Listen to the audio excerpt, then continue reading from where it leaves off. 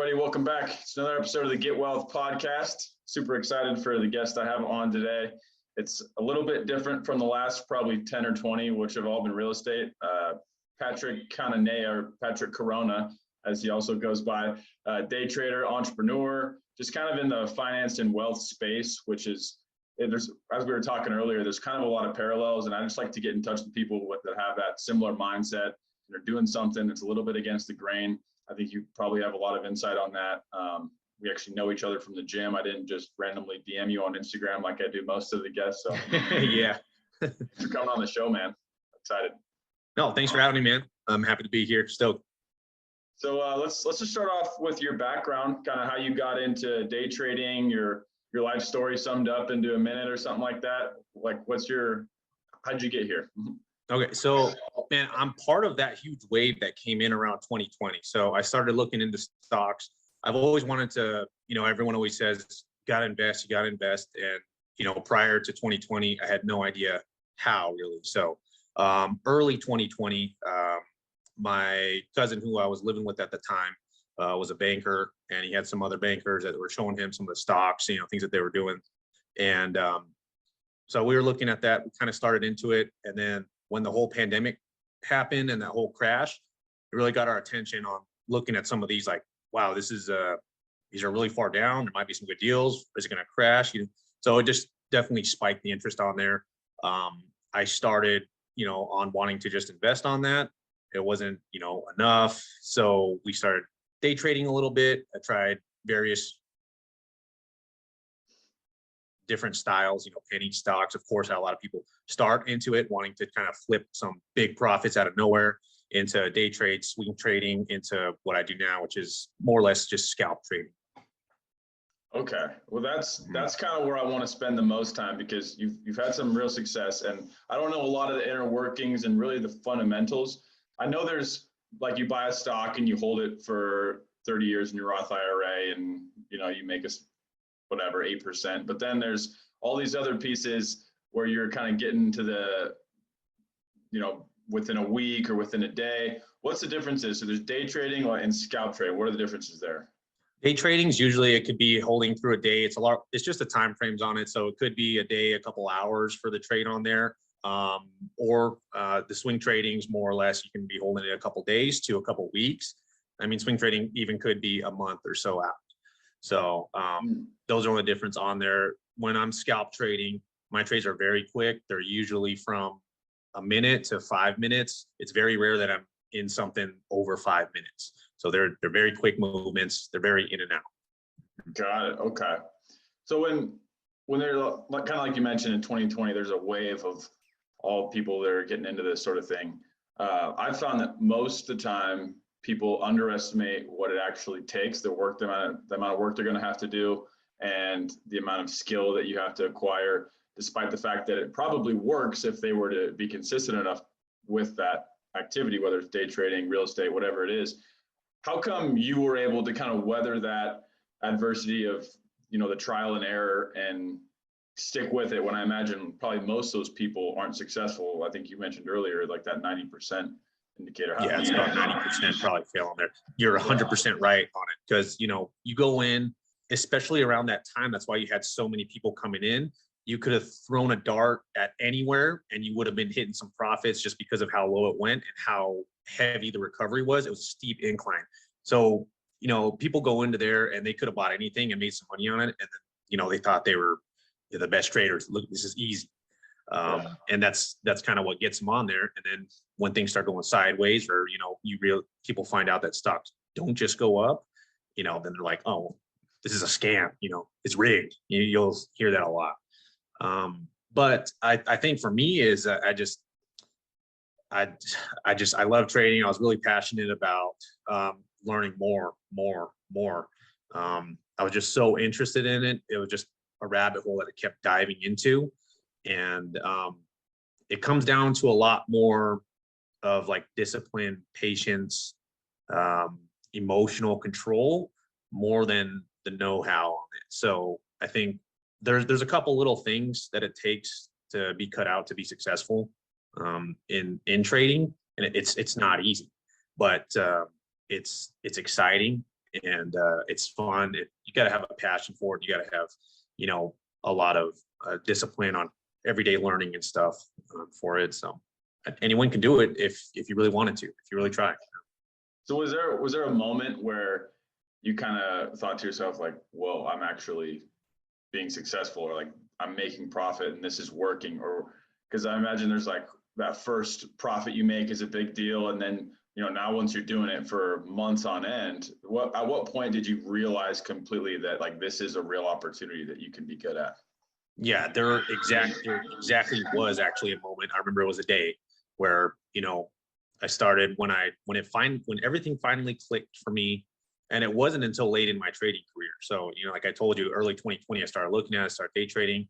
I was very unsuccessful and I lost a lot of money up until probably mid last year or something.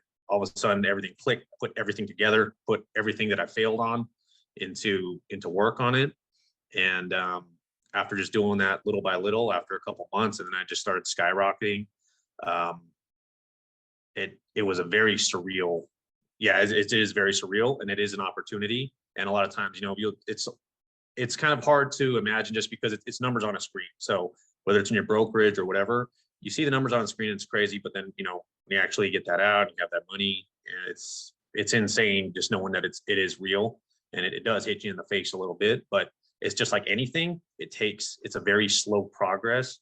And then, sometimes it's better to not look back and just keep going. And then one time you'll look back and see how far you've come on there. So that's the best thing ever, was when, yeah, because you kind of go tunnel vision and you are passionate and working on it for such a long period of time. And then after a certain point, you realize like, dang, I've been doing this for a year now. And like, look at all the hurdles I've got over. And so are you full-time with this now, or what does your kind of daily structure look like as far as day trading and, just life in general? At this particular moment, I am trading full time. But for majority of my trades, I was doing it as a kind of like as a side hustle, but I would do it every single day. So we have like a locational advantage where we are, because we're in the West Coast, where you can work a 9 to 5 and you can trade in the morning. So stock market's open at 6:30 here. You can get up, you can trade in the morning up until when you have to go to work. And that's what I have been doing up until about a month ago. And I'm in transition into a different field right now. So took advantage of this past month to just trade full time. It's been very good on just getting that feel of like, all right, this is treating it more as a business and having that full time feel, and putting into work like everything that I've been working. I guess to answer that question, yeah, all my trading is done very early in the morning. That's when a lot of the movements happen. So it's from market open. I usually only trade about an hour to 2 hours into the market. Okay, that's awesome. Yeah, it's anytime there's a vehicle that can kind of separate you from the normal pack or mindset of going through the traditional. Not that it's a bad thing. I'm just really interested in the alternative ways of comparing the person who goes and works a 9 to 5 job to the guy who does their own thing and creates their own type of means of income. Those are like really separate vehicles in my mind. And so anytime there's something that works, it's like I want to see what that's all about.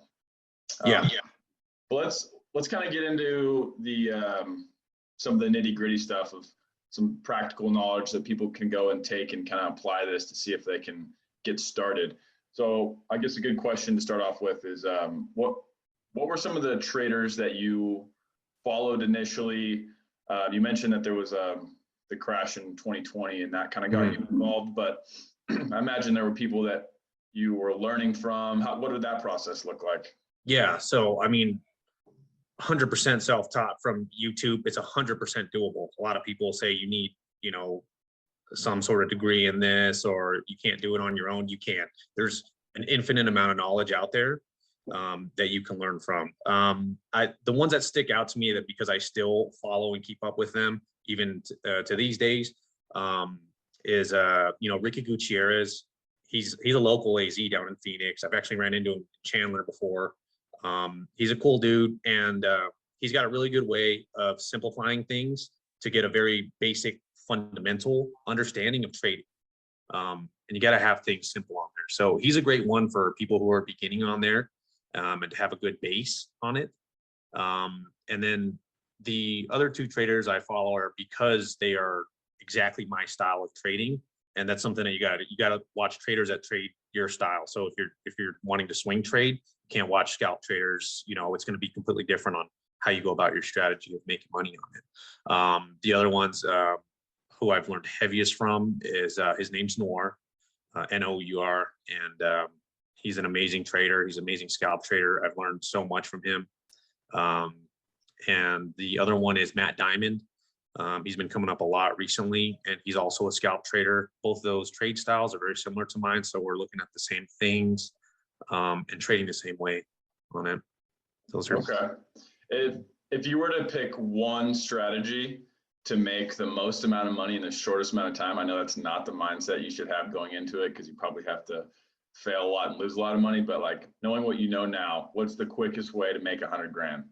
Yeah, it's definitely going to be. I'm biased, obviously, because it's my trading style, but it's going to be scalping options. Mm-hmm. Okay. But, So yeah. Can you break that down kind of piece by piece of what you have to do? So you buy it here, and then you get an option, and like how long, and what is that, like the kind of the nitty gritty of that look like? Yeah. So without going into like crazy, deep detail on there, it's going to be the same thing as buying a stop low, buy low, sell high on there. An options contract controls 100 shares of a company on there. And kind of like you do on the real estate, there's a price on that contract that has the right to those shares. So, and that's called the contract premium. Mm-hmm. So you buy a contract at that premium, whatever it is, and then same thing. You buy it low, you sell it high. You're looking for a movement. You have calls and you have puts. Calls are going to be a bearish. You're going long. You're wanting the stock to go up. And then puts are going to be your bearish, which is you're going to make money as the stock goes down. So you can short it. The same thing as shorting almost. Those are the two ways that you use the options on there. And there's a lot of strategies that needs to be said. There's more than one way to scalp options and make money on that. I play heavy off of level breaks, pattern breaks, momentum. I play a lot off of momentum as well. With options, it's a little bit more leveraged, where you don't need as much of a move in a stock to get movement in your contracts. There's a lot of little pieces that go into premium prices on the contract. That's gonna, there's a lot onto there, but without going into crazy, that's awesome. I can tell there's a lot of inner workings that a lot of different paths you can take, which I think I found with real estate is a blessing and a curse, because there are so many options, but there's also so many options. So like, what one do you pick? How do you narrow it down? Do you find that you're more effective in a bearish or a bullish option, or does it matter? And kind of what's your preference? Yeah. So for me, actually, which is not for everyone, I actually do better in a bearish market. I've had actually a lot of success in this recent market with things falling. A lot of times things kind of staircase up, but they'll slip down very quickly. So you can get movements down fast, and movement is what you're looking for when you're scalping options. It's just, it doesn't matter which way it is, it's movement. So I personally like bearish markets better. Okay. And is there a certain amount of time you have? Like, say it goes down the amount that you were expecting, and you're like, all right, cool, I'm out. When you decide that you're gonna call the option or put, I kind of mixed them up, I'm not sure, but say you want to like get your money back or get it out and take your profit. Is there like a transaction time with that, or a delay, or do you gotta have to time it on that side of things? There's definitely, you got to come in with a plan. Like, I guess it should be said that to be successful on there, you have to have some sort of plan on there. You have to have an entry plan where you're going to enter. You have to have an exit plan, and you have to have a stop loss. So to start off, it's more about how little you lose rather than how much you make. That's a very popular saying, and it couldn't be more true. So that comes into your risk management on there. But so to take profit on there, there's usually levels that you're looking into play to get out of a trade. Another aspect of that is I only trade very liquid contracts. So very, blue chip type stocks like Tesla and Amazon and Google. There's always going to be buyers for that. And the transaction times are instant pretty much on those for sales. Okay. Was that what you were asking, or like how No, long I'm in the trade? No, that answers my question. I think you kind of like got really to the point with that last part there with how many buyers there are for the contract, because that's the part I wasn't connecting, because if there's a lot of action going on, then you can move it really quick. Whereas if it's some random stock, it might take a while for someone to actually be a buyer for that. And then in that time, it could go back and you could lose, right? Exactly. Yeah. So, and that's why a lot of people who get into options trading lose in like those smaller penny stocks or, the lower cap stocks, because you have to have a buyer. Someone's buying the contract that you're selling. So, but when you're trading those larger ones, there's a million people trading those every single day, and you'll always get fills on that. And that's why I always stick to that. Got it. Okay. So you mentioned the blue chip stocks. Is that, as far as like evaluating risk, those are going to be lower risk to buy, right? As opposed to the penny stocks. Are there any other strategies you use, or is that even correct? How do you evaluate risk?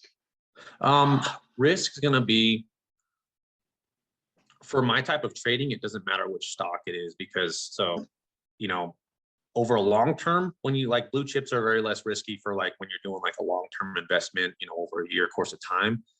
Those ones are the safe bets on there. But when you're day trading, a stock could go down or up, and the intraday works. It's not exactly like that. So when it comes to risk management on there, every single time you go into a trade, you put your money at risk. You're at risk of that money that you put in going to zero, and that could happen, especially on options. Because so what I do, there's expirations on options, and I trade the weekly. The reason being is those premiums move quicker because there's less time on them. The longer time out, more the premium, but they don't move as quickly. And then it can move up fast, it can move down just as quick. So for the blue chip, the risk management is going to come up to you and your stop loss. So to be a successful trader, you have to have a stop loss. That is detrimental. So that's where it's going to come to, say if the move doesn't go your way and you're down 5%, maybe it's 5, 10, whatever it is, you have to cut and get out, move on, next trade on there. If it goes your way, maybe you get 10, 15, good. That can cover 2 losses on there.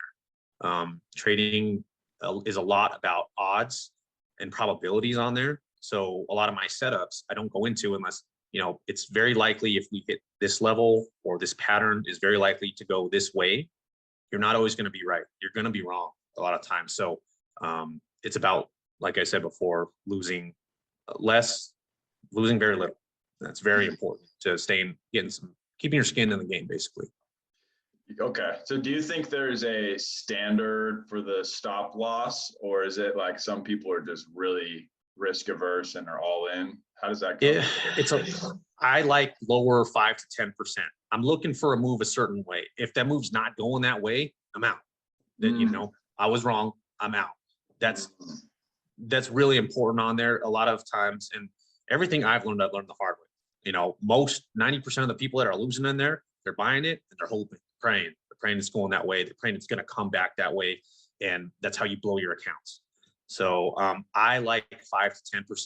And the percentages are a lot better because it doesn't matter how much you're trading. You could be trading with $100. You can be trading with $50,000. You have that percentage of what you're losing on there and what you're trying to gain on it. So I like the percentages. Yeah. Have you had to train your mind to think differently about money? Because I imagine when you see like a really big number in your account, it's hard to kind of wrap your mind around. Like if it was sitting in a wheelbarrow next to you, you'd be like, holy smokes, that's a lot of money. And then you're also going to be really, not wanting to lose that money for any reason because you're attached to it emotionally. Like, so dealing with these losses, like 5% of 100 grand versus 5% of $1,000 is going to be a different thing. Is it for you? Do you separate that? And then like, do you put it in a block in your mind? Like, okay, this isn't actually real money. Like, how do you handle that? it's a pretty tough thing to do because, you know, when you're looking, it's just numbers on a screen. So, and then when you get into the higher numbers, you have to treat it more like a business rather than like a game. I know it sounds like it should be common sense, but it's not on there. So, yes, you do have to keep that in mind that it is real money. These numbers are real. It's hard-earned money that you have in there. And you just have to tell yourself that that's real on that. And that's why you have to, no one's going to press this, you know, the sell button, but you have to take those stop losses. You have to accept that. And yeah, I don't know if there's any way to really say how to flip your mind on, but like you said, if that money was sitting in the wheelbarrow there, you're going to protect that with, you know, a lot more than you have. Yeah. What about like the relativity of how meaningful the money is to you, right? Like maybe if someone's starting with $1,000, like maybe that's their rent. They're like maybe not going to pay rent. Whereas if you got $100,000 in there, it almost gives you a little bit more assurance that you're still in the game. Do you experience any of that? Yeah. When I started trading full time, because, you know, when all of a sudden you can start making some larger numbers per trade, things start to get a little bit numb, and then your losses start to get a little bit numb. And that's a problem when traders are growing on there. So a lot of times you have to keep it in your head, like you're saying on there, start putting it into perspective on, you know, on groceries, you know, 20, 30 bucks, you know, 50 bucks. All of a sudden what numbers looked small, you're going like, well, that was a tank of gas, you know? All of a sudden when you can make a grand in a trade, 300 doesn't seem enough. And then, you know, 300, divide that by an 8-hour day, and you're at like $37 an hour. That's a lot. That's a whole day's work. And all of a sudden that didn't seem as much. So the value of it, yeah, you have to put them into that perspective when you're trading, because it's easy to lose sight of that when you're just seeing those numbers on there. Yeah. Well, this is probably like an incorrect stereotype. I don't know how your reaction to this will be, but I have a perspective of day traders. You see them on Instagram. It's like models and bottles and partying and Lambos. And I think there's kind of like that connotation associated with day trading. Do you feel any of that? Like, how do you associate yourself with money? Are you more like on the conservative side? Like, I'm going to go invest in other assets and protect things, or have you made like a big purchase? What's your relationship with day trading? I am a lot more modest in both my trading and how I try to like to be in life, but you know, I'm only human. There is times where, you know, you're feeling it a little bit, and you know, you go buy something. You know, I went and bought a sports car this year, and it's you know, there's a balance on there, but when you're working hard, when you start to, you know, make it and your hard work starts to pay off, you know, it's okay to reward yourself a little bit. But I'm definitely more modest in that sense. We're not trying to go, you know, just bottles and models and all that type of stuff. So well, yeah, there's also a difference when your creation has given you the ability to buy something, whereas maybe it's not the best choice for someone who's like barely making ends meet to go buy a car and have to make payments on it for the next 30 years. It's a different thing where if like your money management is incorrect, like it's carrying over into all the other things, like you're in debt, you're making bad decisions, you have bad credit, versus if you've spent effort into doing something that you created and then you go spend that money. To me, they're two different types of money. One of them is like your money that you created, and the other type is money that somebody else gave you because you gave them your time, you know? And so I think it's necessary to go use the money that you create to, like, you know, reward yourself, kind of like you're saying.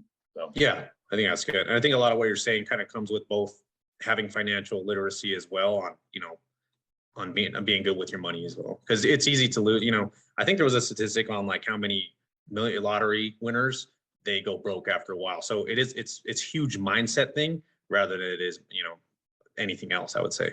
Yeah. Here's a question I have no idea about. What about crypto versus normal stocks? Do you have a preference? Do you mess around with crypto? What's your opinion on that?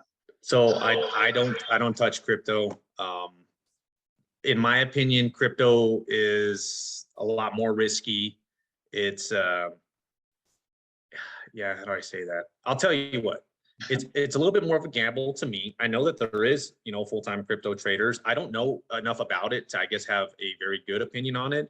But from what I've seen on there, a lot of people like it for the wrong reasons, just because they see people get lucky on some runs.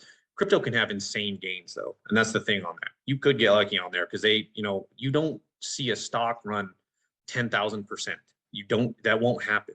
You can see that happen in a crypto random coin or something like that. So personally, I don't touch crypto. It's not the safer bet. When it comes to trading, it's all about consistency. And for me, I don't know how to do that in crypto. Maybe other people know how, but that's why I don't touch it. I don't see the consistency as much as I do stocks. And I think that's, important on that. But yeah, I don't have anything against crypto. I think there's a place for it. And I think there's a lot of people that are making money on it. So Okay. definitely not against it. Sure. But personally, I don't trade it or get into it though. Yeah, the crypto thing's interesting to me because there's people that are very convicted about crypto. And I get it. They have the philosophy behind it is its own currency, and there's a limited amount of Bitcoin, and maybe it's going to be the way of the future. But there's also the side where it's like there's too much hype sometimes around it. And I think that is kind of a red flag. I try to, when everyone's going crazy about something, I don't like to just jump on the wave. It seems like that's how you get yourself in trouble sometimes. Yeah, it is on there. So it's very bandwagon. It's very hype driven type stuff. So, I mean, there's a place for it. Like as a day trade scalper, I think I did, buy some, the Dogecoin and Shiba coin on there. I did get in, but kind of use the same things that I use in my day trading, where I get in, I buy it, I make some profit, and those hype runs rather than holding and thinking, man, I'm going to make $1 million, because that's what a lot of people do on that. So, but man, if you just ride the wave for a little bit, then yeah, sure. I don't think there's anything wrong with that. I think that you could make some good profits on it. Okay. So when you're scalp trading, what are some indicators that you're trading off of? Okay. So for intraday, I think you're frozen. Is it frozen on your end, or? It keeps doing that. I think it's okay on my end. It's good. Okay, that's fine. I don't use too many indicators on there. So the biggest ones, I only use the VWAP for intraday trading. It's a volume weighting to average on there. So some people trade, I would say these are the good ones though. I use the VWAP, the lower time frame EMAs, those are the exponential moving averages. Indicators to me are very good for when you're looking at a larger time frame, but for intraday, the largest things that I look at are volume, price action, and momentum. So those tell me a lot more for intraday scalps than any indicator will tell me. But I'm not dogging indicators, because there is people that use those very heavily. But for as quick as my trades are, they don't benefit me as much. I like, when I'm looking at large scale, I do like moving averages. I like the RSI. Those are probably the only ones that I use when I'm looking at larger time frames. Okay. Are you doing this throughout the day, or is it you have an hour in the morning where you're just focused on that? How does it look on a time standpoint? For me as a scalp trader, everything's done in the morning.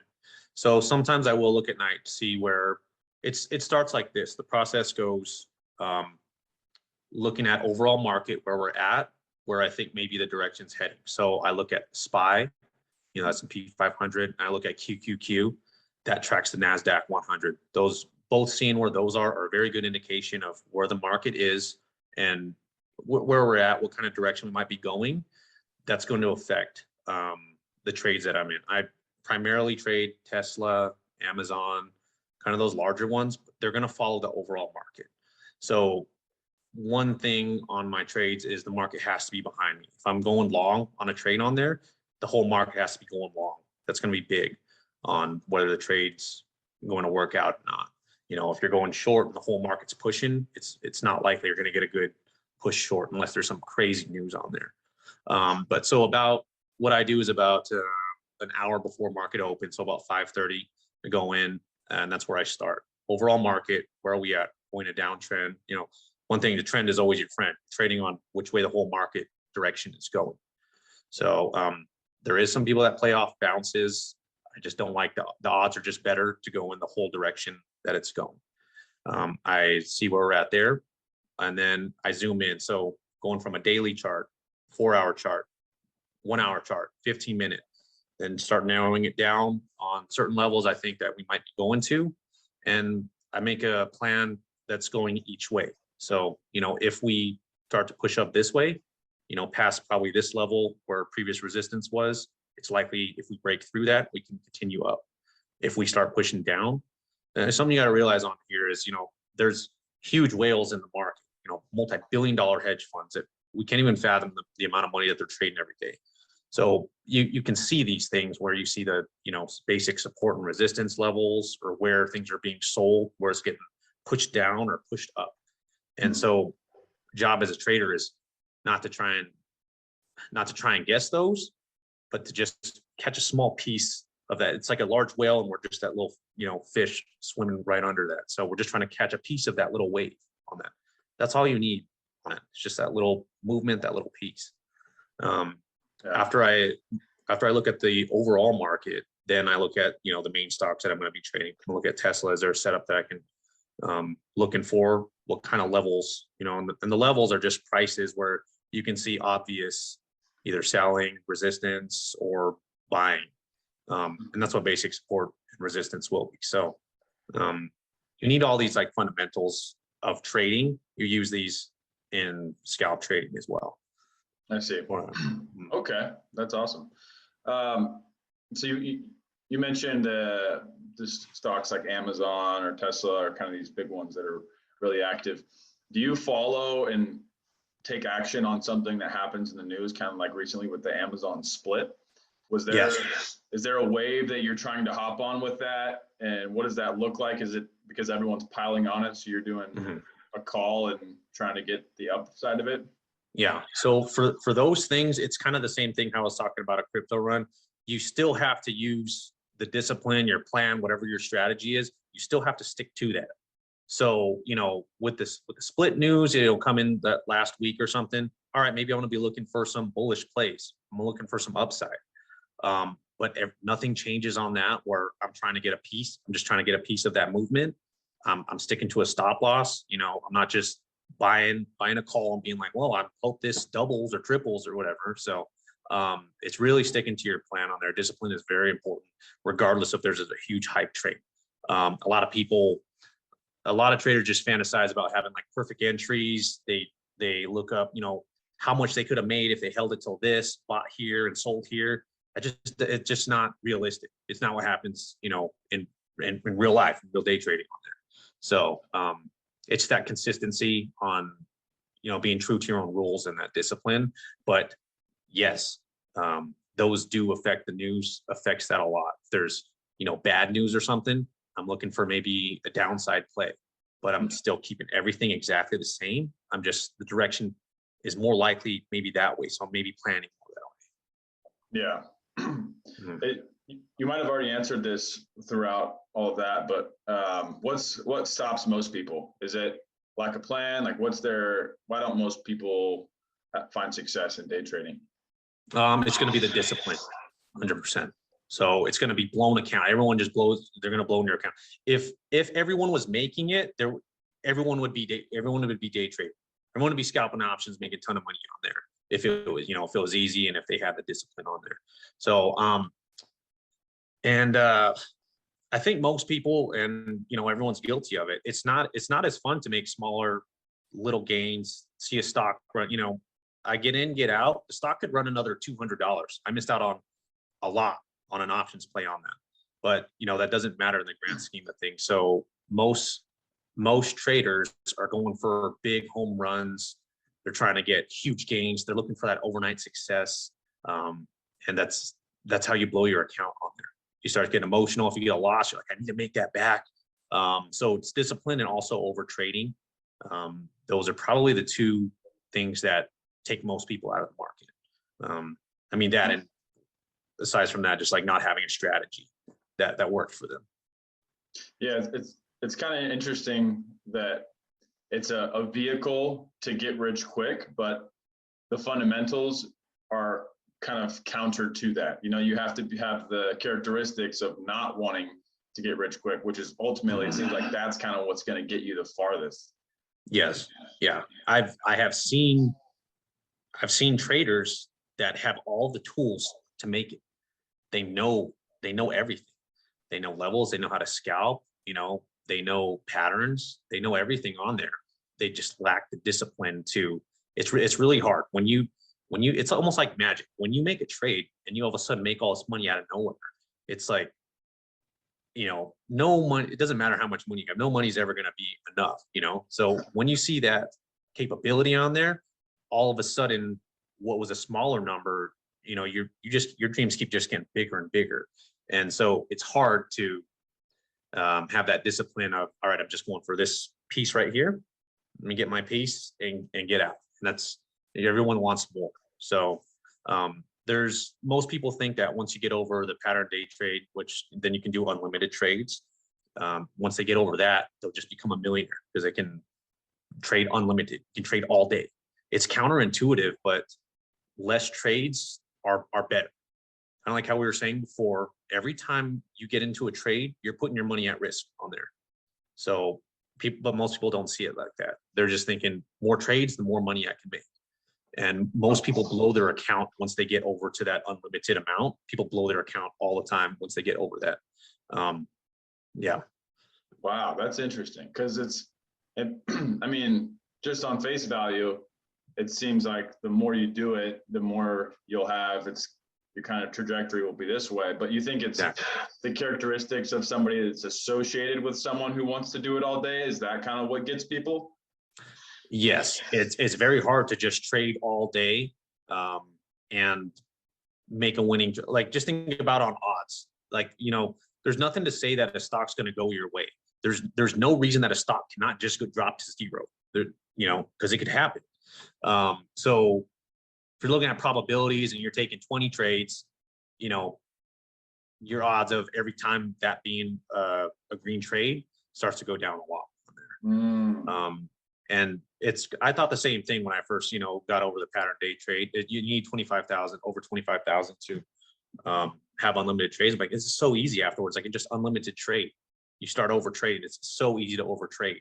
But what I've found the most success with is less. I probably take 1 or 2 trades a day, and that's it. Do you think that the less emotion you can have associated to it, the better? Like if you were a sociopath, you think those guys would be good traders? Yeah, you might be right, but yes, that is a huge factor. You know, after all the nitty gritty and all the small details of knowing how to trade, yes, emotional control is absolutely a huge factor on being successful on trading on there. Yeah, so I don't know, maybe sociopaths would be. So. Yeah, well, I mean, not even sociopaths, or, you know, just being, like you were saying, having control of your emotions and being able to, you know, make decisions not based off of how you're feeling. I think that carries a long way. Have you kind of parlayed that into the rest of your life when just talking to people and, you know, going through everyday occurrences? Yeah, that does. Yeah, it's a very powerful thing, kind of being able to control your emotions, not just in trading, but just in life, and not let things bother you. I think that's huge just in life in general. You know? Yeah, I can totally see that. Okay, so let's say someone's listening to this and a lot of it's going over their head, but maybe a lot of it's resonating with them as well, just as far as your story of how you've been able to, you know, do well for yourself and found this new opportunity. If you were to kind of lay out like a starter pack of, you know, do these 5 things or 3 things or whatever it is to kind of get your foot in the door to see if it's really something you want to do, what are you going to lay out for someone? I would say number 1 would happen to be just get a base fundamentals on, you know, what is a stock and how to stock trade. So, you know, basic support, resistance, you know, buy low, sell high. I mean, very, very basic. Start that.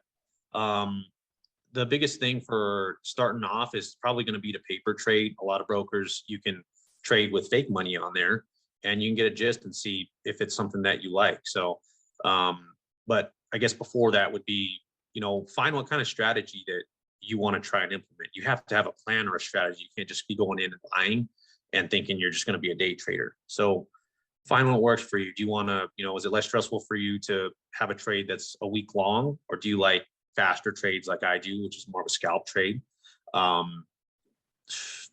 Definitely do not start options before you know how to trade stocks first. Most blown account, you've heard stories of, very blown accounts or negative. That's usually trading on margin or trading options. So you can get into huge amounts negative on that. So it would be find the fundamentals, find a strategy that you like, that you think that would work for you. Test that strategy out with paper trading on a broker. If you like doing that and something that you like, start very small. So nothing changes in a trading strategy when it comes to more money and more size. So if you can't turn $100 into $1,000, you're not going to turn $10,000 into 100K. It's going to be the same concept. So you have to start small, which is the hardest thing for people. Because like I said before, you want to come in and you just want to be rich. You just want to be making a ton of money. You have to start small. So, I don't care if it's making $1, making $2 a day. If you can consistently make $2 a day, the only thing that comes, and your strategy is working and you can consistently do that, all it is time. And then, more shares, more contracts, the size will come up. All of a sudden, instead of $2 you can make every day, it's $200, it's $2,000 every day. Nothing changes on that. I think you have to simplify things. That's the most simple concept that a lot of people just can't get, because they just want it quick like that. It's not something that comes easy or quick. So I would say that those would be the steps on there. Yeah, that's some really good stuff right there. I think you're packing this entire episode with a lot of value. And kind of just to go on that point a little bit, I think that the word quick is relative to what the context of quick means. For example, like when you're telling someone to not be quick, those people are trying to come in and make 10 grand today, which would be like quick and not the right mindset. But like, say you're talking about, what you're saying, make that $2 a day, and you sit down, you're super disciplined for 5 years. Yeah, 5 years doesn't seem quick in certain contexts, but also when you think about most people retire at 65, like that's actually really quick. I mean, if you can build the type of success like, that a lot of people would do if they're a successful day trader, like 5 years, imagine you're free. Like imagine 5 years, you stay disciplined, you stick to the fundamentals, you make enough to like take care of your family. To me, that's quick. So it's almost like, you don't get mixed up with what quick means, No, I think that's very accurate. That's a really good point on there. It's something that, good things take a really good amount of time. You can't just go into something thinking that you're going to have that overnight success. But like you said, a lot of things are going to be the value of your freedom and stuff as well. So the past month when I've been trading full time right now, it's been the best time of my whole life, like literally right now, just because so cool. I trade in the morning and I have the rest of the whole day. And you can't really put a price on just having your freedom of, what you want to do during the day. And I think people need to take that into consideration as well on it. But yes, you're exactly right. 5 years is not a long time for that. People could be working the same job for 5 years and go nowhere, or in 5 years, they have the freedom. There's unlimited potential in this. If you're disciplined and you can stick with this, there's unlimited potential in trading. Yeah. Well, what would be your timeline for somebody to commit to it, to, like get to that threshold for where they're, financially free, or, whatever that is, like to make it in a certain sense? How long does that take if you're really disciplined and diligent in your strategies and following all those things you said? I think what you were saying on how quick is relative is going to obviously be a factor in this as well. So things can click for you and you start being consistent in paper trading or starting small. There is people that have started and it just clicked with them and they start doing well off the bat, start trading with real money very quickly. I wouldn't put a time frame on that at all, because everyone's going to be different. So if it takes you, a couple months and all of a sudden you're making very consistent trades and skyrocketing, that's awesome. If it takes you 10 years, but in 10 years, you can not have a boss and go wherever you want and trade, that's absolutely fine. You know, and I don't think this is just with trading. I think this is with anything. Where you shouldn't put a timeline on your own success on that. I think if you're driven and going towards it, you know, you'll make it when the time is right on there, and eventually you'll get there. But it doesn't matter if it's quicker or longer. That doesn't matter too much as long as you make it there and keep going. That's actually something I think about all the time, because like in the day-to-day stuff, you can get caught up on, oh, that didn't go well, or this deal fell through, or this week really sucks, or, you know, I was really hoping for this one to close and it didn't. And you think about like that small time frame, and yeah, it kind of feels bad. But then if you think of like, imagine you consistently do the thing that you know works for 5 years. Like most people, that quote that's like, most people overestimate what they can do in a year and way underestimate what they can do in 10 years.